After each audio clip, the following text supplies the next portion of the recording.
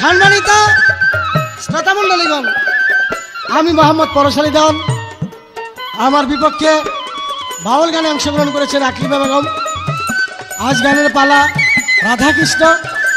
আমি কৃষ্ণ, আমার বিপক্ষের গায়িকা রাধা। আপনারা সবাই নীরবতাভাবে মন দিয়ে আমাদের এই গানটি শুনলে আমরা ধন্য। এই ক্যাসেটটি উপহার দিয়েছেন, প্রযোজনা করেছেন আমাদের এম এ মালিক ভাই। আরে বল রে আমার সুবল ভাই রে, বল রে আমার সুবল ভাই, অনেক দিন হয় রাধার দেখা নাই।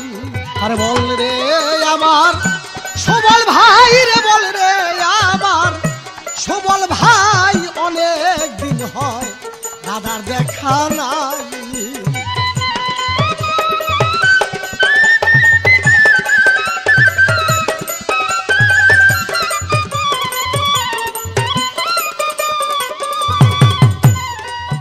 হারে কেমন আছে আমার রাধা নয়ন জলে মুখ ভাষায়।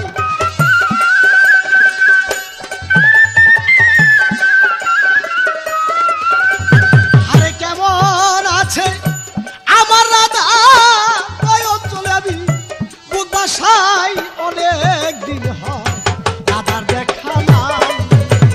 বল রে আমার সুবল ভাই রে, বল রে আমার সুবল ভাই, অনেক দিন হয় রাধার দেখা নাই।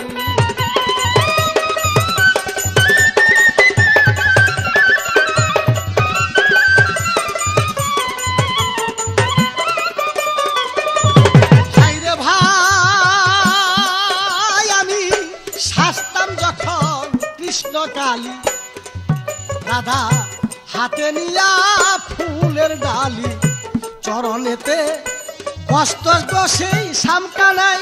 আরে চরণেতে বস্ত বসেই সামকানাই। দেখে জটিল টিলাই আইসা কালী সারা আর কেউ নাই।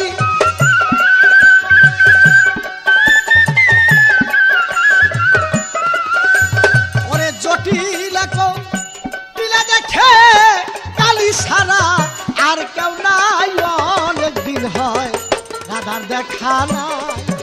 ওরা বলে রে আমার সুবল ভাই, তুমি বলো আমার সুবল ভাই, অনেক দিন হয় রাধার দেখা নাই।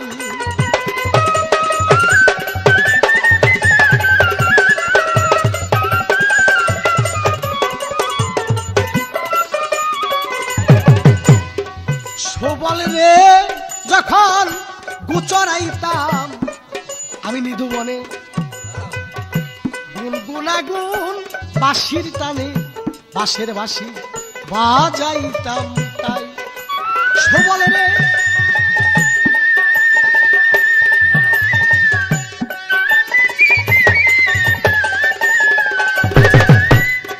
ওই আমি গুচরাইতাম নিধু বনে, গুনগুনাগুন বাঁশির গানে বাঁশি বাজাই শ্যামল কানাই।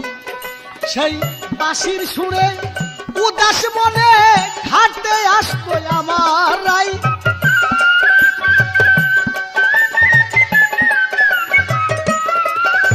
সেই বাঁশির সুরে কুলো ছেড়ে ঘাটে আসতো আমার রাই, অনেক দিন হয় দেখা সাক্ষাৎ নাই।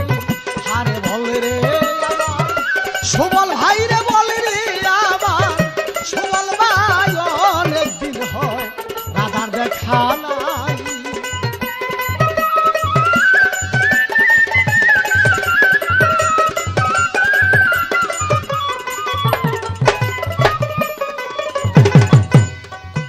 সুবল রে রাধায় আমার কেমন আছে, কে বলিব আমার কাছে, এমন বান্ধব কোথায় আমি পাই। রায় হাই রে মন বান্ধব কোথায় আমি পাই।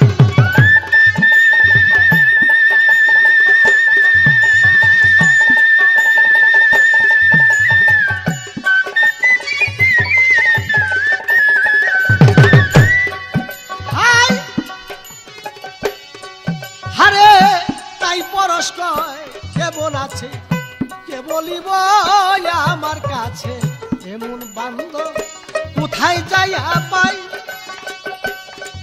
হারে রাধা বিনে ত্রিভুবনে আমার বাঁচার আশা কবু নাই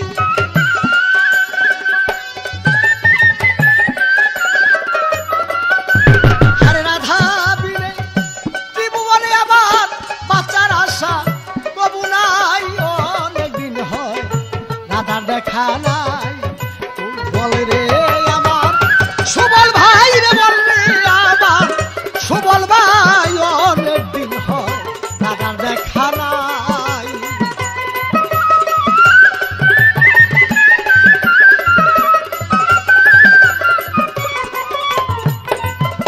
সম্মানিত শ্রোতামণ্ডলীগণ, আমি নন্দের গোপাল শ্রীবরারি বংশীধরী, আমি নিত্যের নিরঞ্জন পতিত পবন, আমি শ্রীনন্দের নন্দন, আমি বৈকুণ্ঠ বিহারী, আমার প্রেমিকা রাধিকা মঞ্জুরি। সর্বপ্রথম আমি তার কাছে একটি প্রশ্ন রাখতে চাই। কি প্রশ্ন? সত্য যুগে যখন আমি সেই নারায়ণ ছিলাম, তুমি ছিলে আমার লক্ষ্মী, আয়ান বুশের কাছে রাধার বিয়ে হলো, এই বিয়েতে তুমি রাজি হলে কেন? তোমার সার্থকতা কতটুকু? কেন?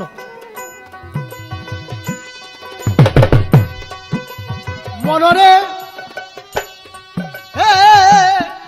হারে আয়ান বুশের ঘরে যাইয়া আমার কথা রহু ভুলিয়া, আমার কথা বুঝি কি তোর মনে নাই? আরে আমার কথা বুঝি কি তোর মনে নাই?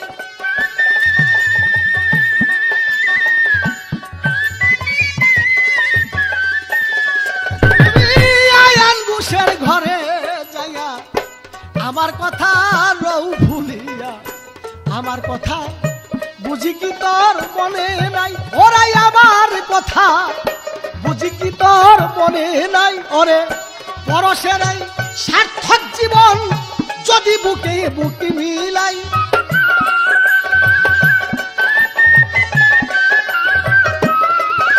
ওরে তাই পরশে সার্থক জীবন যদি বুকে বুক মিলাই, অনেকদিন হয় রাধার দেখা নাই। ওরা বলে রে আমার সুবল ভাই, তুই বলে রে আমার সুবল ভাই, অনেকদিন হয় রাধার দেখা নাই। বলে রে আমার সুবল ভাই রে, বলে রে আমার সুবল ভাই, অনেকদিন হয় রাধার দেখা নাই। ও তুই বলে রে আমার সুবল ভাই, তুই বলে রে আমার সুবল ভাই, অনেকদিন হয় রাধার দেখা নাই।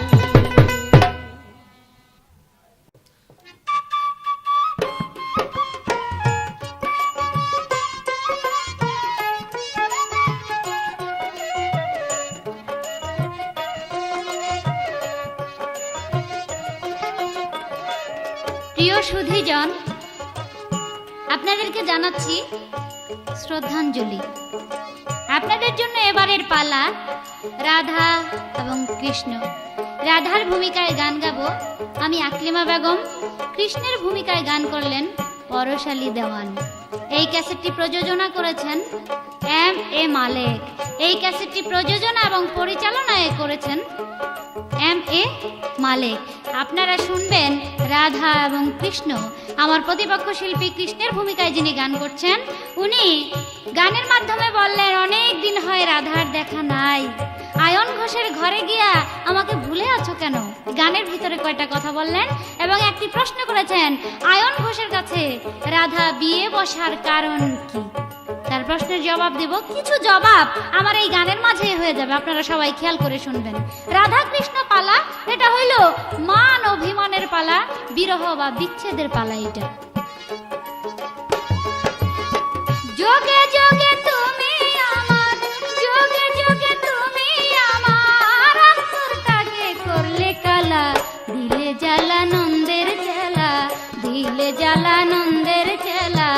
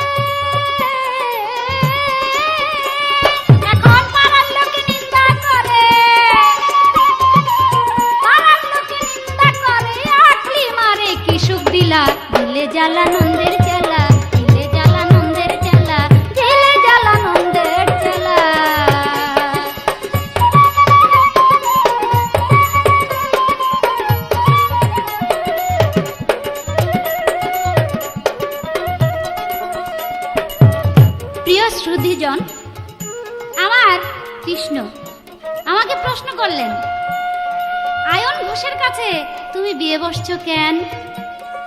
কৃষ্ণ, এই কৃষ্ণ, মনে পড়ে না কেন আয়ন ঘোষের কাছে রাধা বিয়ে বসেছে? কৃষ্ণ, তোমার মনে কি একটু জাগে না কেন বিয়ে বসলো গিয়ে রাধা আয়ন ঘোষের কাছে গিয়া তোমাকে ছেড়ে? স্বামী রেখে ভক্ত ছেলের কাছে যাওয়ার কারণ কি রাধার? মনে আছে, মনে আছে। তারপরে পুরানা ব্যথা আবার জাগিয়ে দাও কেন কৃষ্ণ? সত্যযুগে ছিল নারায়ণ, সেই নারায়ণের বাম পাশে তার স্ত্রী ছিল লক্ষ্মী। সেই লক্ষ্মী ছিল খুবই রূপসী। আর সেই সত্যযুগে নারায়ণের এক ভক্ত ছিল, যার নাম ছিল শতবা ব্রাহ্মণ। সেই শতবা ব্রাহ্মণ বললেন একদিন, প্রভু আমি আপনার কাছে একটা জিনিস চাই। বলে, কি চাস বল। তখন শতবা ব্রাহ্মণ বললেন, প্রভু আমি আপনার কাছে চাই, আপনার কাছে চাইলে কি আমি পাবো? বলে, যা, তুই আমার কাছে যা চাবি তাই পাবি, বল কি চাস। তখন শতবা ব্রাহ্মণ বলেছিল, প্রভু আপনার বাম পাশে যে আপনার স্ত্রী লক্ষ্মী, সেই লক্ষ্মীকে আমি আমার স্ত্রী রূপে পেতে চাই। নারায়ণ বললেন যে আমি তোকে ওয়াদা করেছি, কাজেই আমার এই হুকুম কোনোদিন বরখেলাফ হতে পারে না। আমি তোকে ওয়াদা দিয়েছি, সেই ওয়াদা অবশ্যই রক্ষা করব। তবে যা, তুই আমার স্ত্রীকে স্ত্রী রূপে পাবি, তবে এখন না, 70 পরে আসবে ত্রেতা।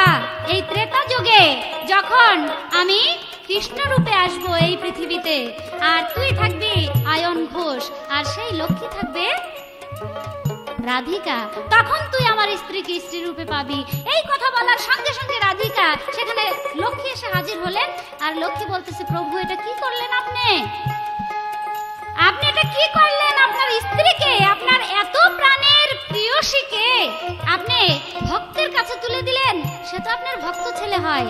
বলে, আমি তাকে ওয়াদা দিয়েছি, আমার ওয়াদা রক্ষাই করতে হবে। আমি তো প্রভু, আমার বাক্য কোনোদিন দুই হতে পারে না। তখন বলল, প্রভু আপনি যখন কথা দিয়েইছেন, তাহলে আমার এখানে একটি কথা থাকবে। সে যখন মা চিনল না, বোন চিনল না, সে যখন তার গুরুমাকে স্ত্রী রূপে পেতে চাইলো, আমি তাকে অভিশাপ দিচ্ছি, সে আমাকে পাবে স্ত্রী রূপে, কিন্তু তার পুরুষত্ব শক্তি সেই দিন থাকবে না। তাই তো শ্রী রাধিকা অর্থাৎ সেই লক্ষ্মী তার প্রভুর কথা মান্য করতে গিয়া, তার প্রভু যেন ছোট না হয়, অপমান না হয়, সে প্রভুকে বড় করতে গিয়া সেই লক্ষ্মী হয়ে আসলেন ত্রেতা যুগে রাধিকা। আর সেই রাধিকার বিয়ে হইল কার সঙ্গে? সেই শতবা ব্রাহ্মণ। ত্রেতা যুগে হইল আয়ন ঘোষ, তার সঙ্গে বিয়ে হইল। তাহলে প্রভু, ও কৃষ্ণ, কৃষ্ণ গোপাল, তোমার কি মনে নাই যে কেন শ্রী রাধিকা আয়ন ঘোষের কাছে বিয়ে বসলো, অন্য কাউকে বিয়ে না করে? তিনি আয়ন ঘোষকে কেন বিয়ে করলেন? আশা করি আমার প্রশ্নের জবাব এখানে শেষ। তিনি বললেন, আয়ন ঘোষের ঘরে আমাকে গিয়ে ভুলে গেছো, ভুলে যাবার কথা। কারণ আমি যাকে অতি ভালোবাসতাম, সে আমাকে দূরে তাড়িয়ে দিছে, দূরে সরিয়ে দিছে। তাকে আমি মনে করে কি লাভ হবে? আমার তো কোনো লাভ নেই। কাজেই আমার ভুলে থাকাটাই সবচাইতে উত্তম। তবে কৃষ্ণ রে, রাধাকে হয়তো কৃষ্ণ ভুলে যেতে পারে, কিন্তু কৃষ্ণ কখনোই ভুলতে পারে না।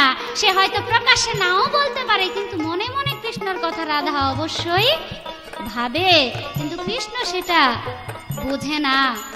তিনি গানের মধ্যে বললেন, অনেক দিন হয় রাধার দেখা নাই। কিভাবে পাবে রাধার দেখা? রাধাকে দেখার মতো কাজ তো কৃষ্ণ তুমি করো নাই। তুমি তো করো নাই রাধাকে পাবার মতো কাজ। রাধাকে ইচ্ছা করেই তুমি দূরে সরিয়ে দিছো। তাই তো আমার গানের মাঝে কথা আছে, কি চিনেছি আমি তোমারে, কি করেছো আমার তরে, আমায় দিয়ে পরাইয়েছো পর পুরুষকে বরের মালা। আমি ছিলাম কৃষ্ণের সঙ্গিনী, রাধা ছিল কৃষ্ণের সঙ্গিনী, অর্ধাঙ্গিনী। সেই কৃষ্ণের সঙ্গিনী থেকে, অর্ধাঙ্গিনী থেকে যখন সে ইচ্ছা করে আরেক পুরুষের হাতে তাকে তুলে দিল, তখন সে স্বামীকে বরের মালা না দিয়া পর পুরুষকে বরের মালা দিয়ে দিল। তাই তো আমার গানের মধ্যে, আমায় দিয়ে পরাইয়েছো পর পুরুষকে বরের মালা, দিলে জ্বালা আনন্দের চেলা। ছোট্ট করে আমার একটি প্রশ্ন থাকবে, কৃষ্ণ, ও কৃষ্ণ, আমি জানতে চাই, তুমি জবাব দিও তো কৃষ্ণ, সুন্দরভাবে জবাব দিবে। তুমি যে কৃষ্ণ, রাধা কৃষ্ণ, আগে রাধার নাম পরে কৃষ্ণের নামটা কেন? কৃষ্ণ তো স্বয়ং প্রভু, স্বয়ং ভগবান, সে ভগবানের নামটা আগে না বলে রাধার নামটা আগে বলার কারণ কি, কৃষ্ণ নাম কেন পরে আসলো, তার কারণ কি, এই ছোট্ট করে আমার মাত্র একটি প্রশ্ন জিজ্ঞাসা রইল এখানে। এবং আমি জানতে চাই কৃষ্ণ রং কালো কেন, কৃষ্ণ রং সবুজ বর্ণ কেন? অনেকেই বলে কৃষ্ণ কালো, মূলত তার রংটা সবুজ। আমি জানতে চাই কৃষ্ণ রংটা সবুজ বর্ণ কেন? এটা তো একেবারে কালো হইতে পারতো, একেবারে সাদা হইতে পারতো, শ্যাম বর্ণ হইতে পারতো, কিন্তু সবুজ কেন, তার কারণ কি? এই আমার ছোট্ট করে দুটি প্রশ্ন জিজ্ঞাসা রইল। যোগে যোগে তুমি আমার, যোগে যোগে তুমি আমার অন্তরটাকে করলে কালা, দিলে জ্বালানন্দের জ্বালা, দিলে জ্বালানন্দের জ্বালা, দিলে জ্বালানন্দের জ্বালা, দিলে জ্বালানন্দের জ্বালা।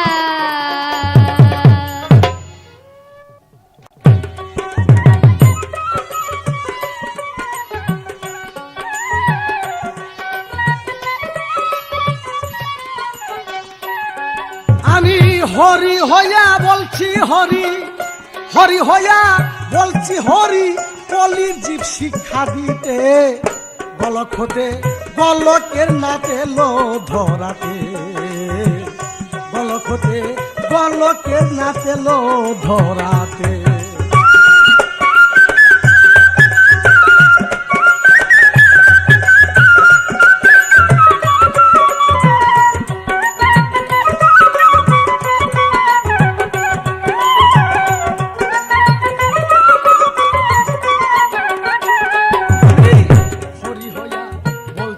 হরি আমি হরি হইয়া বলছি গো হরি, দেখরে তুয়া তাই সকলে ধুলাই গড়া গড়ি।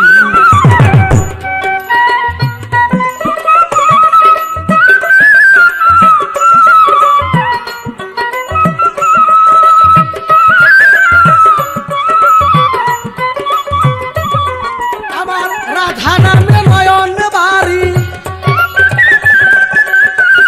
রাধা নামে নয়ন বাড়ি, ঝরে গোয়া খিপাতে, গলক হতে গলকের নাতে লো ধরাতে, গলক হতে গলকের নাতে লো ধরাতে।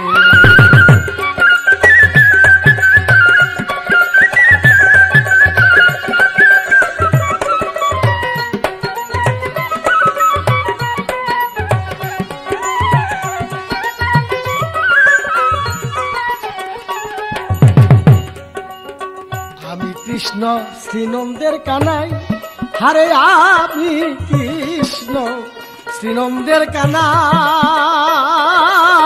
লক্ষ নারীর মন জুগায় আমি অটল থাকতে চাই।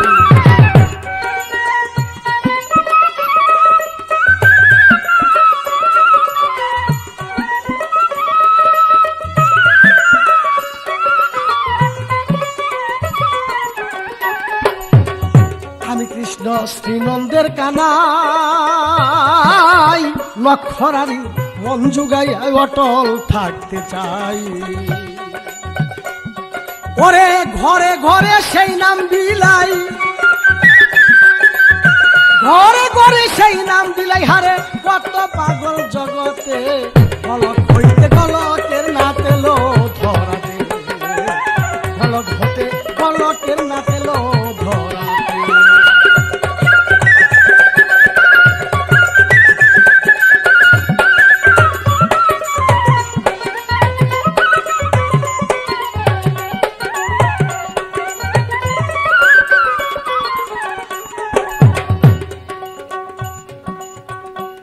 আই খেলতাম কত প্রেমের গো খেলা, হারে রাধা নিয়া মৃদু বনে তাই সারা বেলা।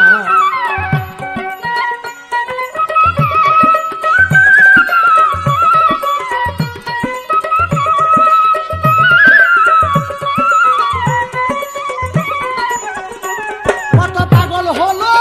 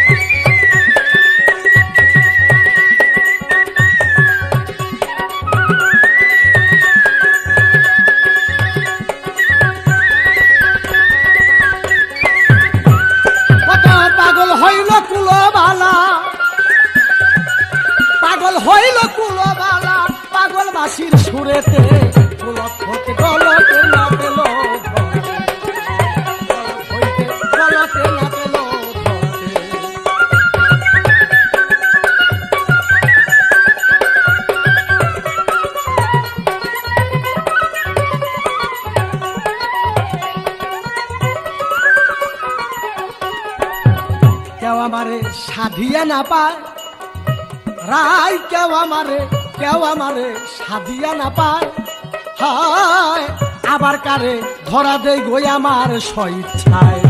কেউ আমারে সাধিয়া না পায়, রাই কেউ আমারে সাধিয়া না পায়, আবার কারে ধরা দেই গই আমার স্বইচ্ছায়। ওই তাই পরস্পর সব ভুলে যায়, তাই পরস্পর সব ভুলে যায়, দেখলে সেই নয়নেতে গলক হইতে গলকের না পেল ধরাতে গলাকের।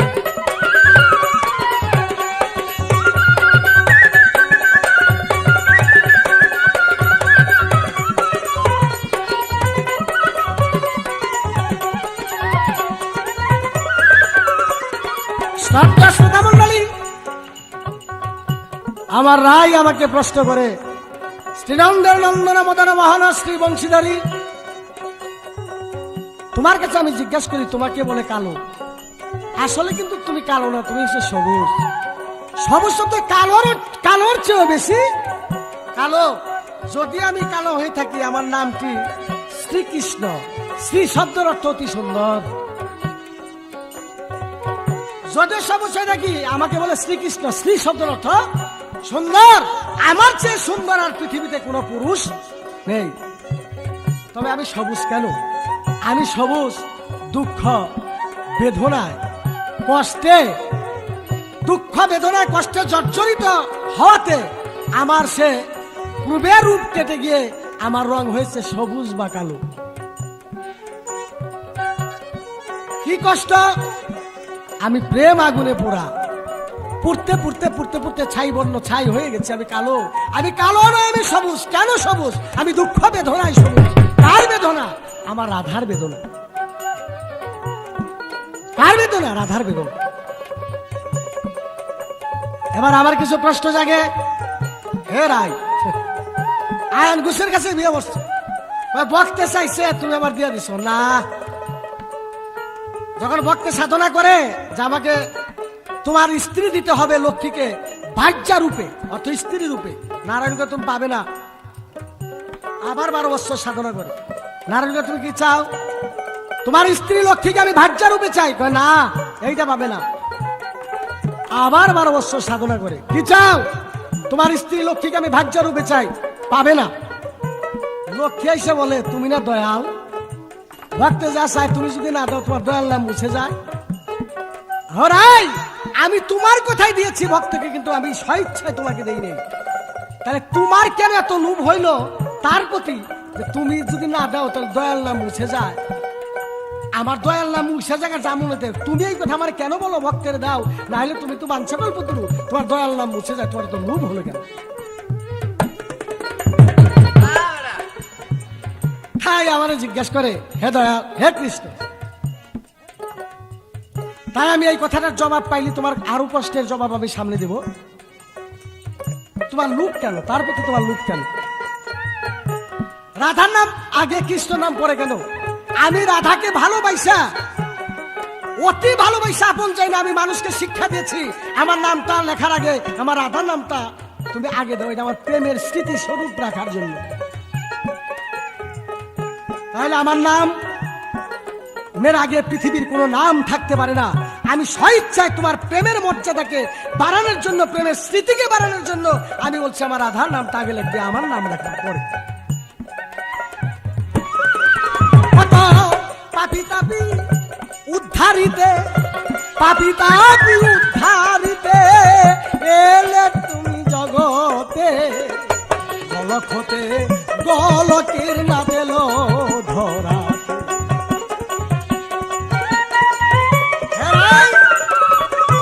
আমি তোমাকে বলবো, তুমি 7 বৎসর কৃষ্ণ হারা হয়ে কাঁদলা কেন?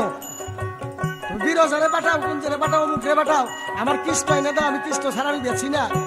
7 বৎসর তুমি কৃষ্ণ হারা কাঁদলা কেন? আমি এই প্রশ্নটা তোমার কাছে চাই। ওরে পাপি তাপি উদ্ধারিতে তুমি আসিলে এই জগতে, গলক হতে গলকের না পেল ধরাতে, গলক হতে গলকের না পেল ধরাতে।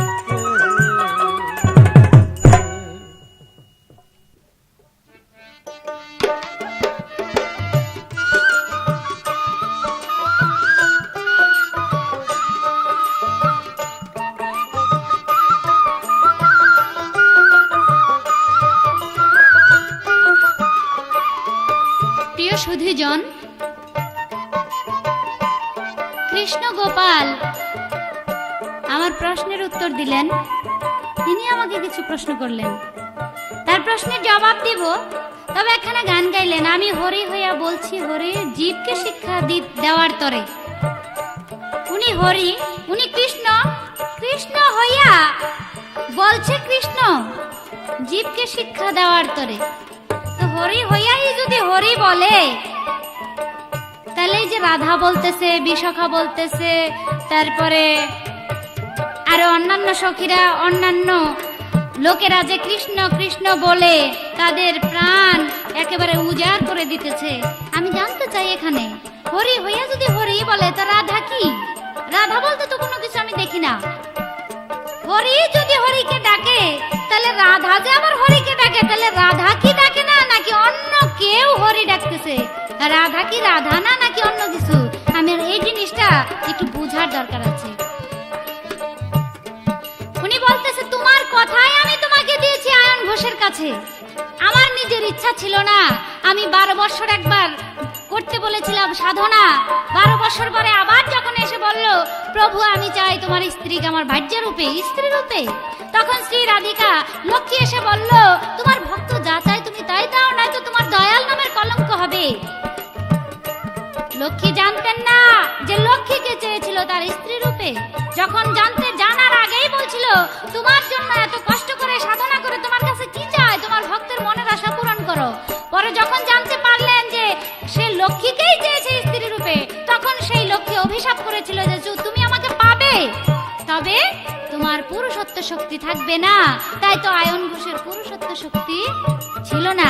পেয়েছে, কিন্তু পুরুষত্ব শক্তি ছিল না কৃষ্ণ। এবার তিনি আমাকে প্রশ্ন করেছে, তার প্রশ্নের জবাব দেব পরে, আগে গান গেয়ে নিই।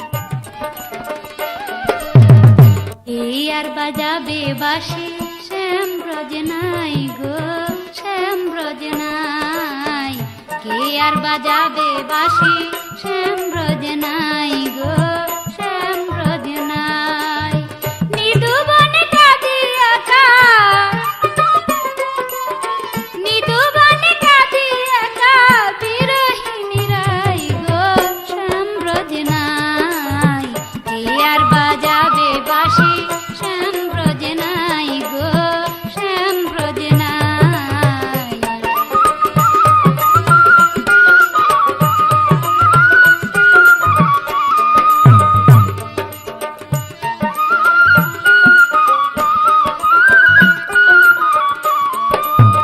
গোকুলে বাজে না বেনু, সাজাইলাম মনের কানু। গোকুলে বাজে না বেনু, সাজাইলাম প্রাণের কানু। শ্যামের দেখা নাই গো, শ্যাম ব্রজ নাই। কে আর বাজাবে বাঁশি, শ্যাম ব্রজ নাই গো, শ্যাম ব্রজ নাই।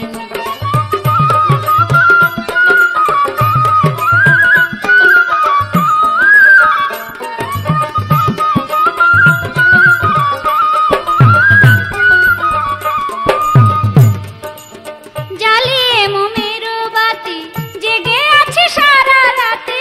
জ্বালিয়ে জ্বালিয়ে সখা হে আমার,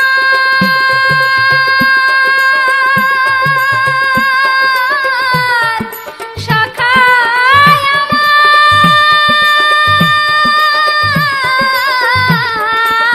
জ্বালিয়ে মোমের বাতি, জেগে রইলাম সারা রাতি।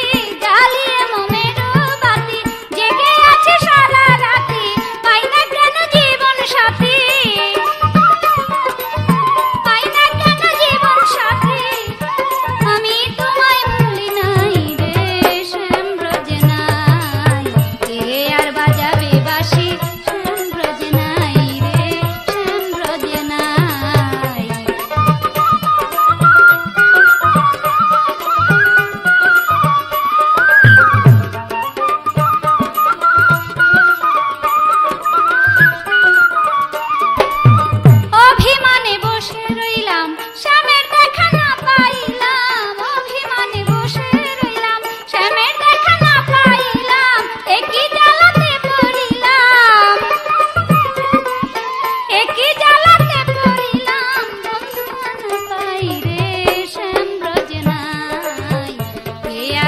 বাজাবে বাঁশি, শ্যাম ব্রজে নাই রে, শ্যাম ব্রজে নাই।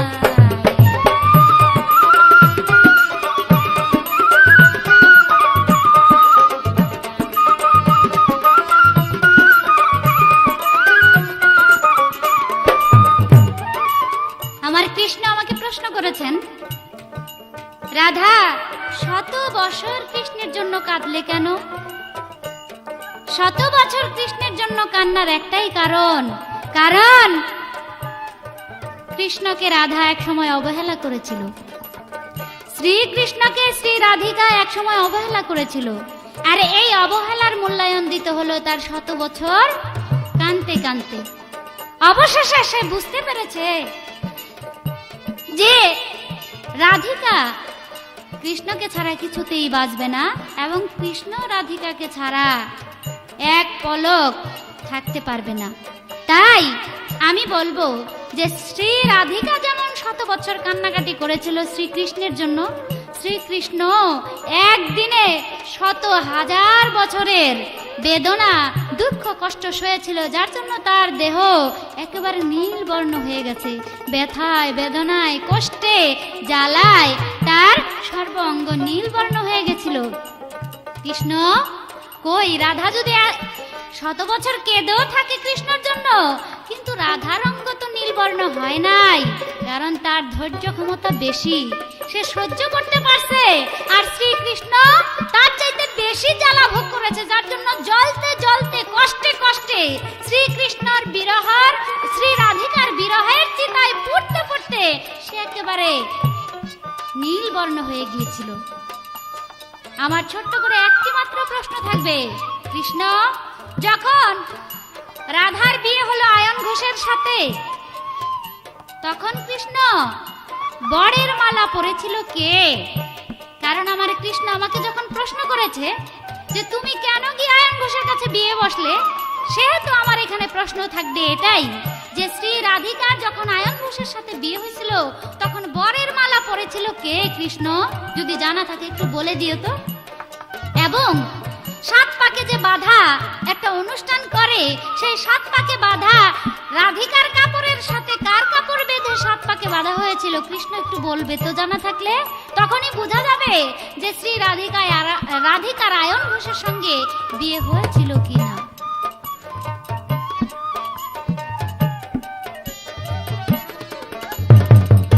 কে আর বাজাবে বাঁশি, শ্যাম ব্রজে নাই গো, শ্যাম ব্রজে নাই।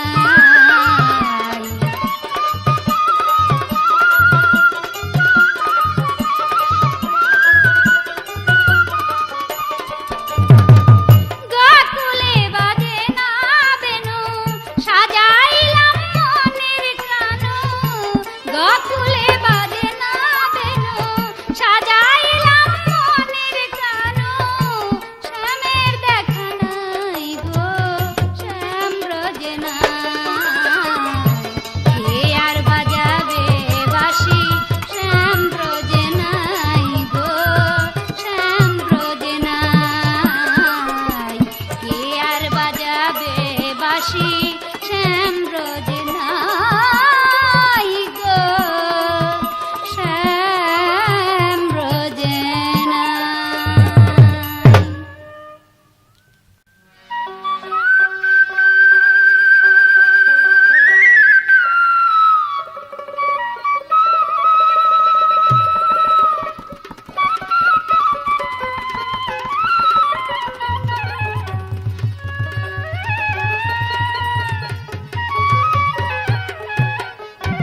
ভাঙা একটা তরি লয়ারি শুভ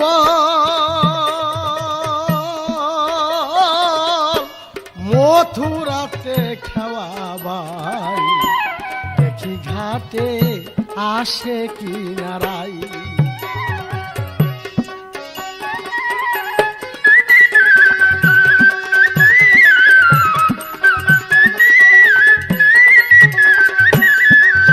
একটা তরি লয়ারে শুভ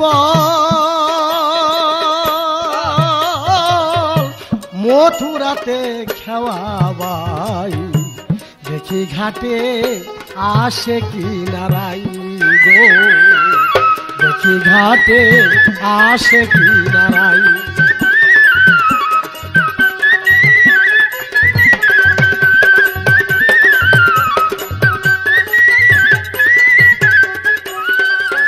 ভাই রে ভাই,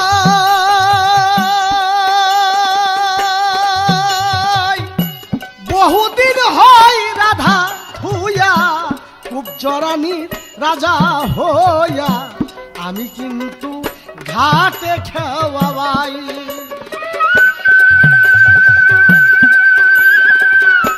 বহুদিন হয় রাজা থুইয়া কুবজরানীর রাজা হইয়া, আমি কিন্তু ঘাটে খেওয়াবাই। আমার আশায় আশায় জীবন গেল গো সুবল, আমার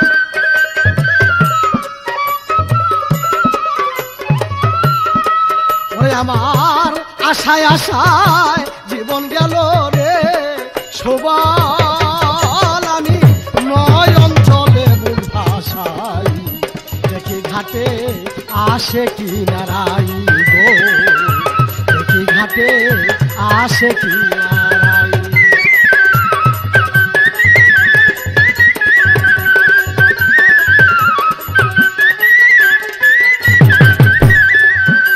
সুবল রে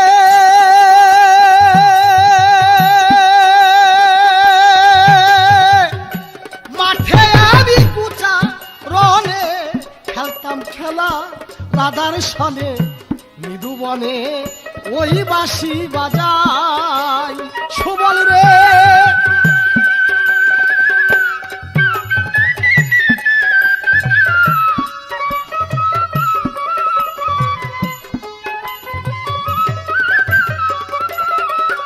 সুবল রে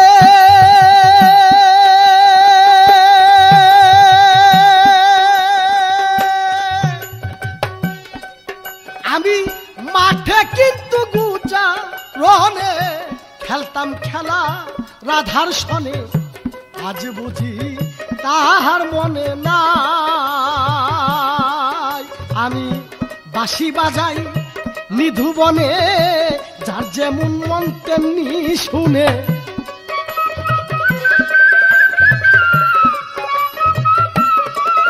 আমি বাঁশি বাজাই নিধু বনে, যার যেমন মন তেমনি শুনে।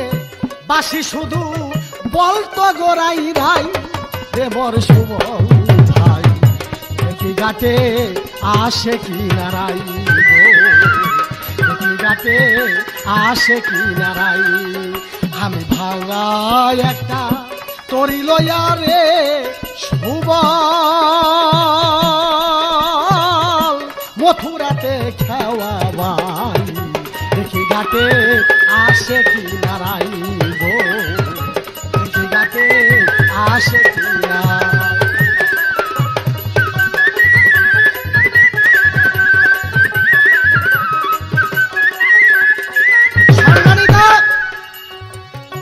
সুধমণ্ডলী ভাইরাই আমাকে জিজ্ঞাসা করে, হে আমার শ্রীনন্দন নন্দন,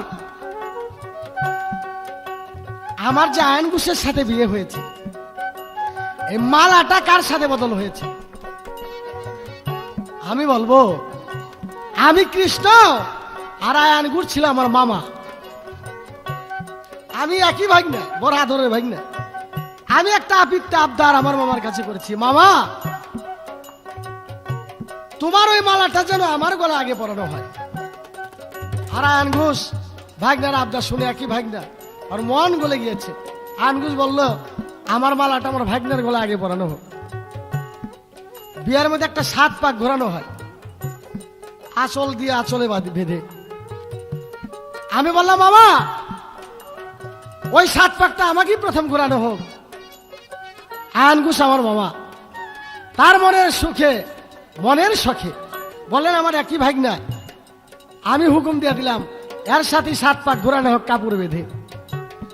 তাহলে দেখা যাইতেছে যাবতীয় যা কিছু কর্ম আয়ান ঘোষের বিয়ের সাথে বিয়ের আগে যা কিছু হয়েছে একমাত্র আমার সাথেই তোমার হয়েছে।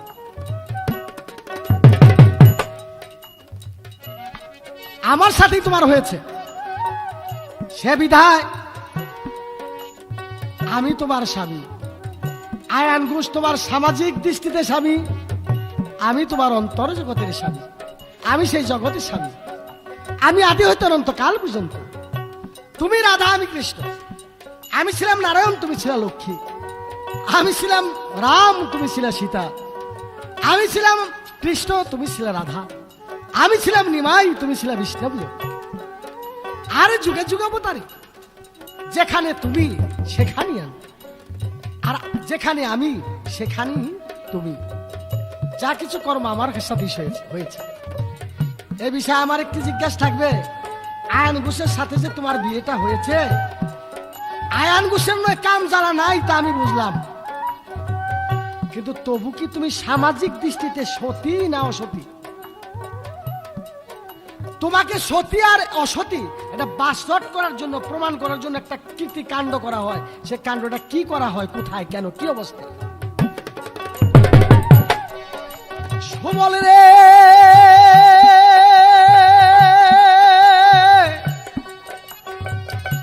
বাঁশি বাজাই কদম তলা, হাইরে রাধা কুলো বালা, বাঁশির সুরে গৃহে মন তার নাই।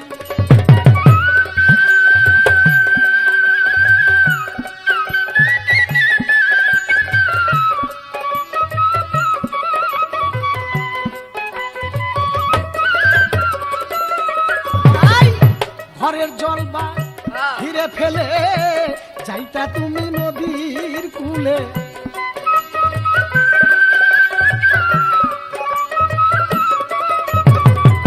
ঘরের জল বা হিরে ফেলে যাইতা তুমি নদীর কূলে, দেখিয়া সেই প্রাণ বন্ধুরে দেখে প্রাণ জুড়াই রে মোর সুবল ভাই।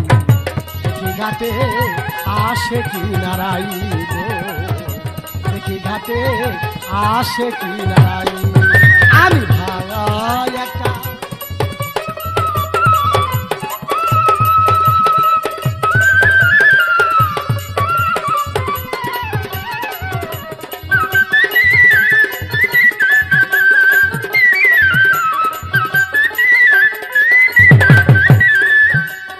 রাই রে রা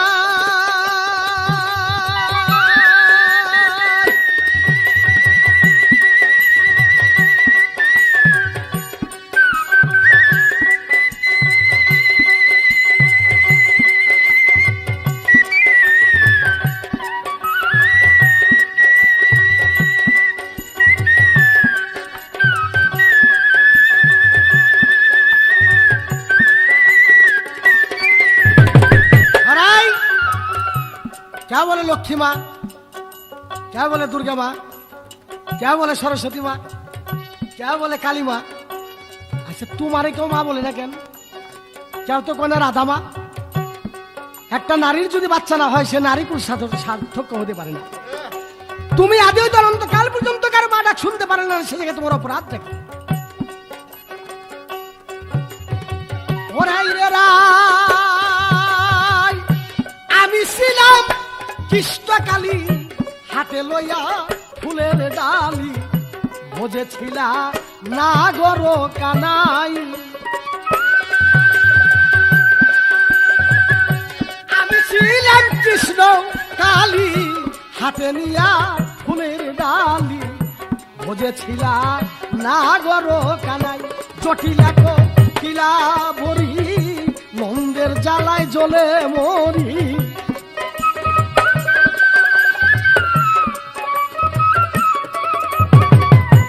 আয়ান ঘোষ দেখিল কালী, সন্দেহ তার নাই রে মোর সুবল ভাই। দেখি ঘাটে আসে কি নারাই গো, দেখি ঘাটে আসে কি নারাই। আমি ভাঙা একটা তরি লইয়া রে সুবল,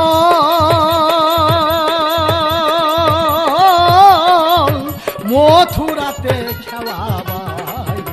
দেখি ঘাটে আসে কি নারাইব, দেখি ঘাটে আসে কি নারাইব।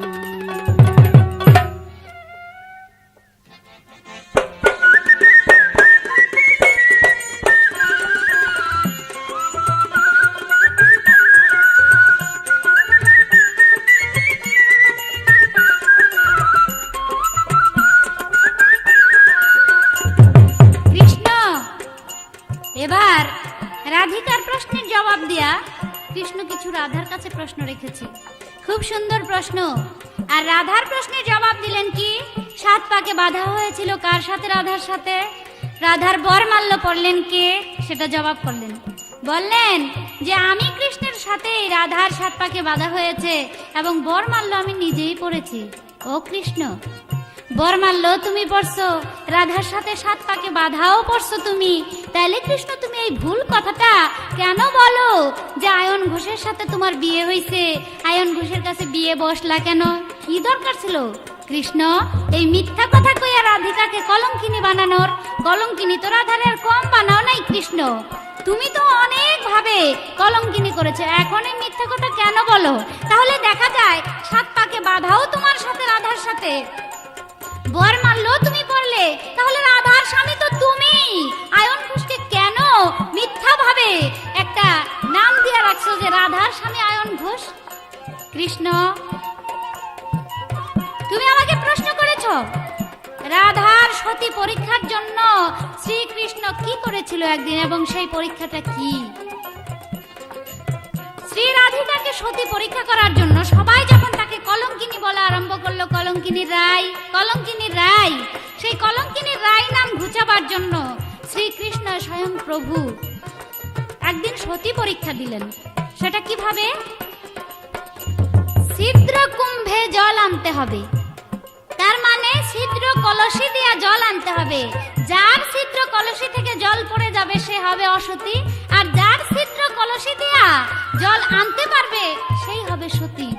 এখন ছিদ্র কলস দিয়ে তো আর কখনো জল আনা সম্ভব নয়।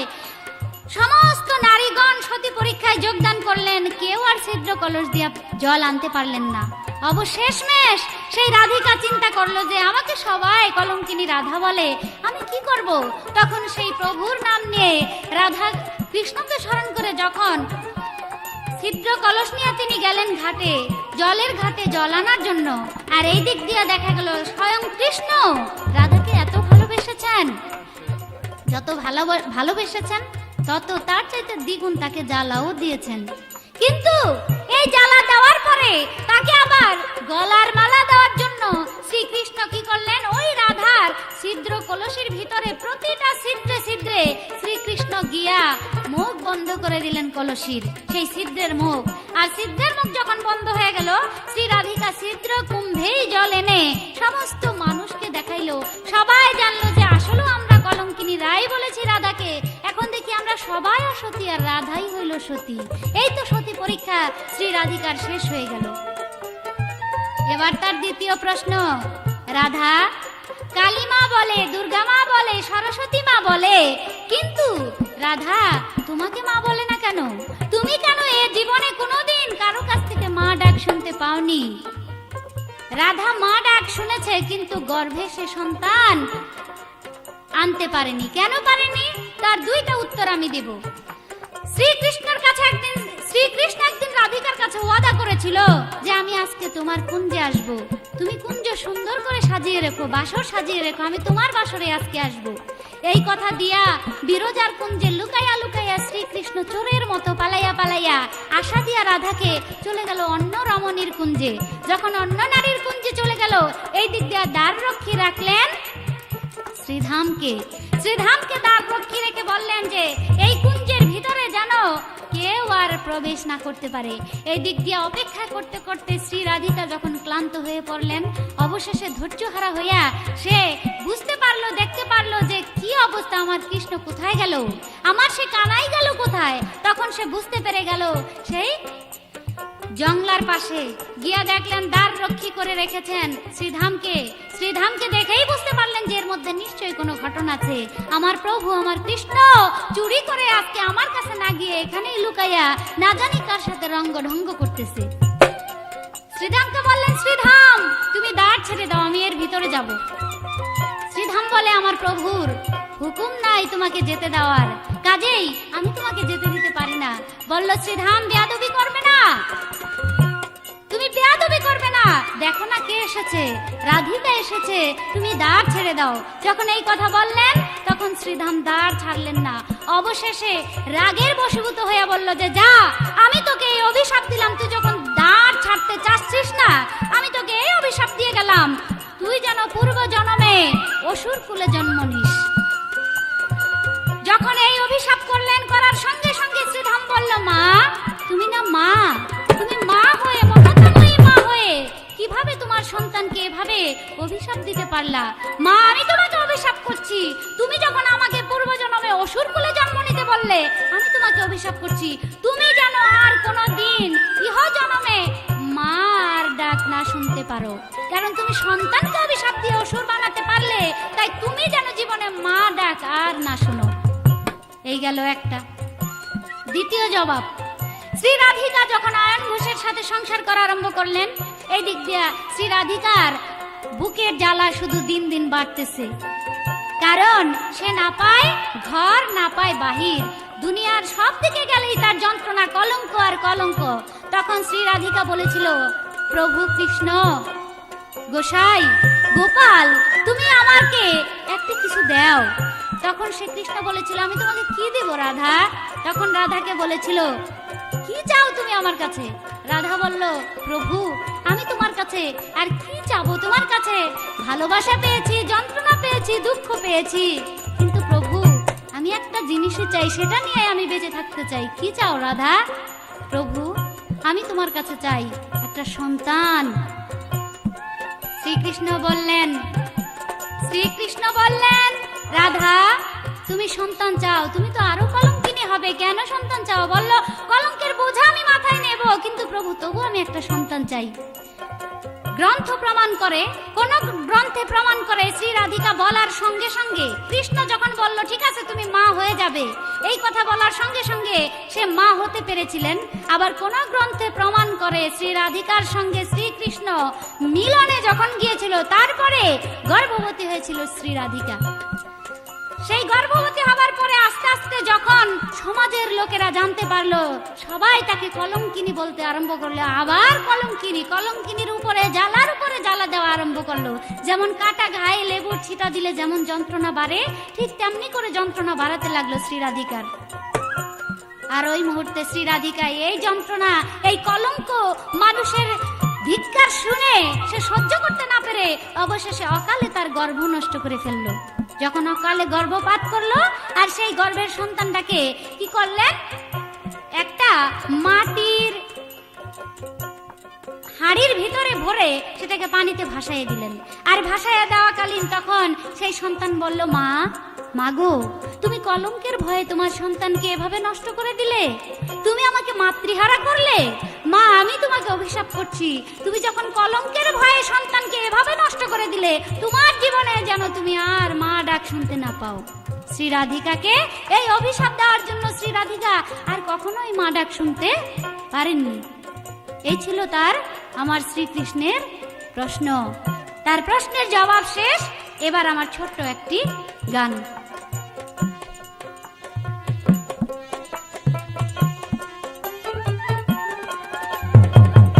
আসবে কৃষ্ণ আমার বাসরে, সজনী তোরা সাজিয়ে গুজিয়ে দে মোরে। আসবে কৃষ্ণ আমার বাসরে, সজনী তোরা সাজিয়ে গুজিয়ে দে মোরে।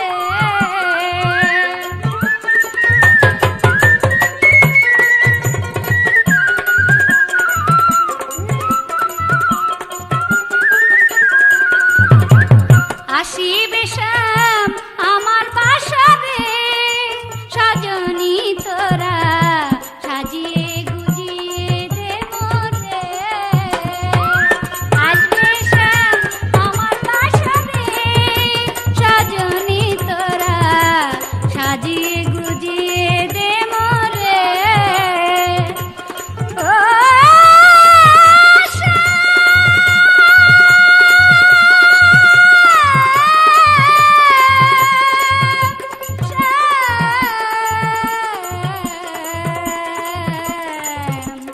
রাধা